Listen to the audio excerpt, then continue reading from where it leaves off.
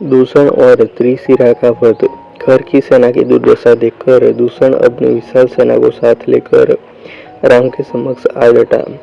कुछ ही काल में राम के बाणों से उसकी सेना की भी वैसे ही दशा हो गई जैसा कि खर की सेना की हुई थी।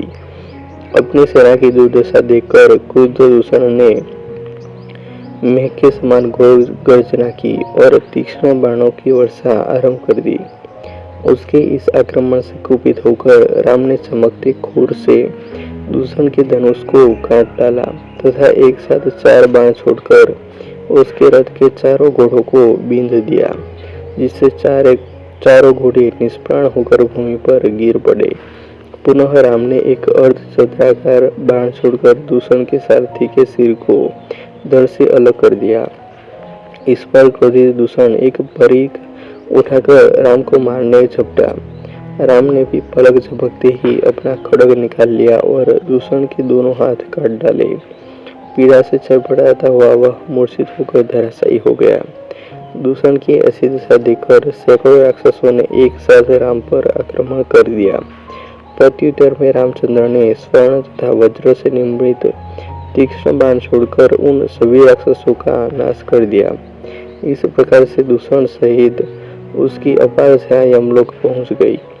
अब केवल 2 लोग ही शेष रह गए थे, खर और उसका सेनापति त्रिशिरा। खर का मनोबल टूट चुका था, अतः उसे धैर्य बनाते हुए त्रिशिरा ने कहा, हे राक्षस राज, धैर्य धारण कीजिए। मैं अभी राम का वध करके अपने सैनिकों के वध का प्रतिशोध लेता हूँ। मैं प्रतिज्ञा करता हूँ कि मैं उस तपस्वी को अवश्य मारूंगा, अन्यथा मैं युद्ध भूमि में अपने प्राण त्याग दूंगा। खर को सांत्वना देकर वह राम की ओर द्रुत गति से झपटा। उसे अपनी ओर आते देख राम ने तत्परता पूर्वक बाण चलाना आरंभ कर दिया। राम के बाणों से त्रिशिरा के सारथी, घोड़े तथा ध्वजा कट गए। रथ तथा सारथी विहीन सेनापति हाथ में गदा लेकर राम की ओर दौड़ा, किंतु पराक्रमी राम ने उसे अपने निकट पहुंचने के पहले ही तीक्ष्ण बाणों छोड़ा, जो उसके कवच को चीरकर हृदय तक पहुंच गया। हृदय में बाण लगते ही त्रिशिरा हतप्राण होकर भूमि पर गिर गया। उस स्थान की सारी भूमि रक्त रंजित हो गई। सेनापति के वध हुआ देखकर क्रुद्ध खर राम पर अंधाधुंध बाणों की वर्षा करने लगा। उसके बाण वायुमंडल में सभी दिशाओं में फैल गए। इस पर राम ने अग्निबाणों की बौछार करना आरंभ कर दिया और भी क्रुद्ध होकर खर ने एक बाण से रामचंद्र के धनुष को काट दिया। खर के इस अद्भुत पराक्रम को देखकर यक्ष, गंधर्व आदि भी आश्चर्यचकित रह गए, किंतु अदम्य योद्धा राम तनिक भी विचलित नहीं हुए। उन्होंने अगस्त्य ऋषि के द्वारा दिया हुआ धनुष उठाकर क्षण मात्र में खर के घोड़ों को मार गिराया।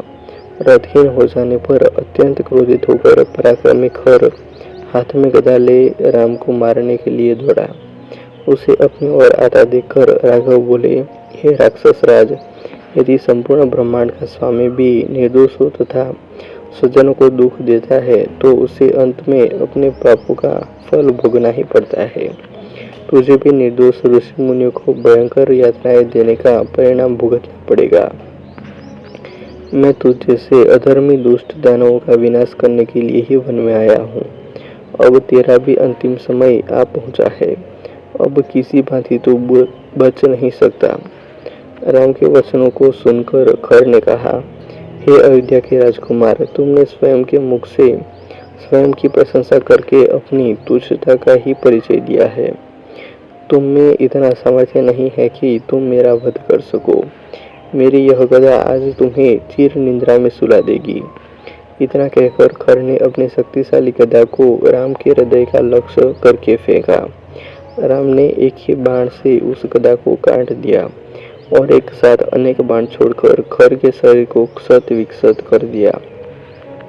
क्षत विक्षत होने पर भी खर क्रुद्ध सर्प की भांति राम की ओर झपटा।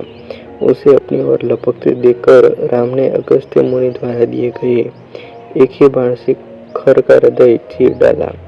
भयानक चित्कार करता हुआ खर विशाल पर्वत की भांति धराशायी हो गया और उसकी यह लीला समाप्त हो गई। राम के विजय पर ऋषिमुनि तपस्वी आदि उनकी जय जयकार करते हुए उन पर पुष्प वर्षा करने लगे। उन्होंने राम की बुरी बुरी प्रशंसा करते हुए कहा, हे राघव, आपके इस महान उपकार को दंडक वन के निवासी तपस्वी कभी न भुला सकेंगे। इन राक्षसों ने अपने विप्लव से हमारा जीवन, हमारी तपस्या, हमारी शांति सब कुछ नष्ट प्राय कर दिए थे। आज से हम लोग आपकी कृपा से निर्भय और निश्चिंत हो गए हैं। परम पिता परमात्मा आपका कल्याण करे। आशीर्वाद देकर वे अपने अपने निवास स्थानों को लौट गए। लक्ष्मण भी सीता को गिरी कंदरा से लेकर लौट आए। अपने महापराक्रमी पति की शौर्य कथा सुनकर सीता का हृदय गदगद हो गया। कहानी अच्छी लगी हो तो ऐसी ही और कहानियों के लिए वीडियो को लाइक, कमेंट और शेयर कर दीजिएगा। और चैनल को अभी तक सब्सक्राइब नहीं किया हो तो सब्सक्राइब कर लेना। मिलते हैं और एक वीडियो में। जय हिंद, वंदे मातरम।